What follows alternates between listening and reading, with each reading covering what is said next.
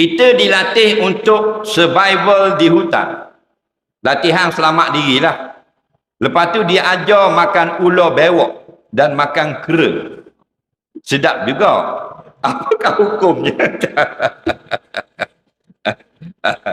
Okey, dia ajar untuk jadi survivor. Jadi maknanya apa benda ni macam Rambo. Rambo. Ular sawa dia. Bukan dia duduk dalam keadaan darurat. Dia berlatih je. Jadi berlatih masuk dalam hutan, dia bawa ular daripada rumah, bawa ular, bawa ular, singgang, bewok, tiga rasa. Faham lagi? Lepas tu benda tiku celup tepung. Tujuannya untuk latihan. Hukumnya haram, kerana bukan darurat. Okey?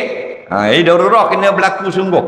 Faman ya'turra ghaira baghin wala 'adin fala isma 'alaih. Bila kamu memang benar-benar sampai ke situasi tidak ada makanan yang menyebabkan kamu boleh kematian atau kamu jadi pengsang sebab kelaparan, yang ada hanya yang haram, maka fala isma 'alaih. Pada ketika itu barulah tidak haram.